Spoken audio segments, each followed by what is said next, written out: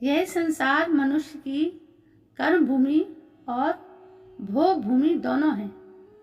मनुष्य के कर्म फल का भंडार अक्षय है।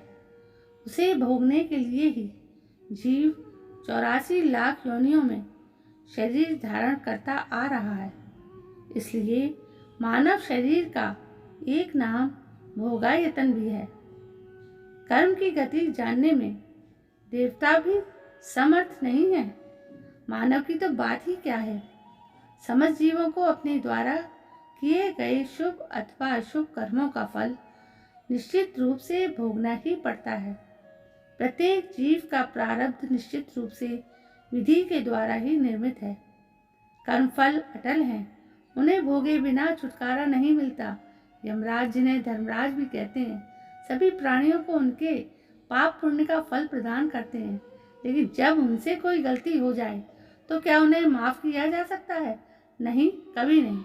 एक गलत कर्म से यमराज को भी दासी पुत्र विदुर के रूप में जन्म लेना पड़ा था। एक बार कुछ चोर राजकोष से चोरी कर भाग रहे थे और राजा के सैनिक उनका पीछा कर रहे थे। सैनिकों को पास आते देखकर चोर घबरा गए। रास्ते में मांडव ऋषि का आश्रम था। चोरों ने चोरी का सारा माल ऋषि के आश्रम में फेंक दिया और भाग गए। राजा के सैनिक चोरों का पीछा करते हुए आश्रम में आए। राजकोष से चुराई गई सारी संपत्ति वहां देख कर उन्होंने मांडव ऋषि को चोर समझकर पकड़ लिया और राजा के सामने ले आए। राजा ने मांडव ऋषि को शूली पर चढ़ाने का आदेश दे दिया। मांडव ऋषि को वध स्तंभ पर खड़ा कर दिया। ऋषि उस समय भी अपना गायत्री मंत्र जाप कर रहे थे। ऋषि के मुखमंडल का तेज देखकर राजा समझ गया कि ये तो कोई तपस्वी साधु है, चोर नहीं। भयभीत होकर राजा ने ऋषि को वध स्तंभ से उतारने का आदेश दिया। मांडव ऋषि से जब राजा को सारी बात मालूम हुई तो उसे बड़ा पश्चाताप हुआ कि मैंने निर्दोष तपस्वी को सूली पर चढ़ाना चाहा। राजा ने ऋषि से उन्हें क्षमा करने की विनती की।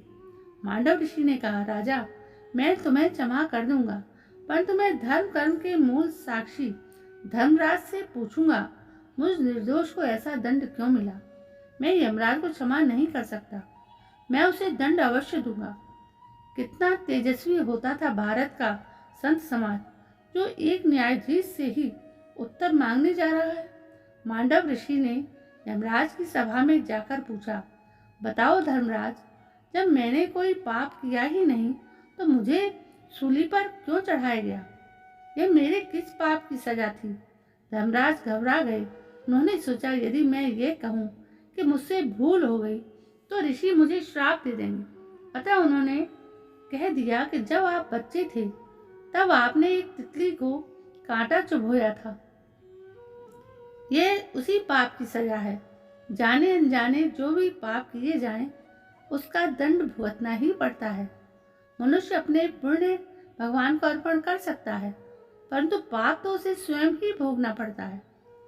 मांडव्य ऋषि ने यमराज से कहा, शास्त्र की आज्ञा है कि यदि अज्ञानता में कोई मनुष्य पाप कर दे तो उसकी सजा उसे स्वप्न में दी जाए।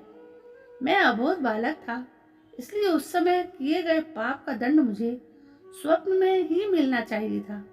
तुमने मुझे अनुचित दंड दिया, अतः मैं तुम्हें श्राप देता हूँ कि तुम्हें सामान्य मनुष्य के घर जन्म लेकर 100 वर्ष तक पृथ्वी पर रहना पड़ेगा। इस प्रकार मांडव ऋषि के श्राप के कारण यमराज को विदुर के रूप में दासी के घर जन्म लेना पड़ा। सबको अपने कर्म का फल अवश्य भोगना पड़ता है। ब्रह्मा आदि सभी देवता भी कर्म के वश में हैं और अपने किए कर्मों के फल स्वरूप सुख दुख प्राप्त करते हैं। भगवान विष्णु भी अपनी इच्छा से जन्म लेने के लिए स्वतंत्र होते तो वे अनेक प्रकार के सुखों और वैकुंठपुरी का निवास छोड़कर निम्न योनियों मत्स्य, कूर्म, वाराह, वामन में जन्म क्यों लेते? सूर्य और चंद्रमा कर्म फल के कारण ही नियमित रूप से परिभ्रमण करते हैं तथा सबको सुख प्रदान करते हैं, किंतु राहु के द्वारा उन्हें होने वाली पीड़ा दूर नहीं होती। सूर्य पुत्र शनैश्चर, मंद और चंद्रमा क्षय रोगी तथा कलंकी कहे जाते हैं। भगवान विष्णु को रामावतार ग्रहण करके वनवास का दारुण कष्ट, सीता हरण का महान दुख, रावण से युद्ध और पत्नी परित्याग की असीम वेदना सहनी पड़ी। उसी प्रकार कृष्णावतार में बंदी गृह में जन्म, गोकुल गमन, गोचारण, कंसवध और फिर द्वारका के लिए प्रस्थान आदि अनेक सांसारिक दुखों को भोगना पड़ा। रामावतार के समय देवता कर्म बंधन के कारण वानर बने थे और कृष्णावतार में कृष्ण की सहायता के लिए देवता यादव बने थे।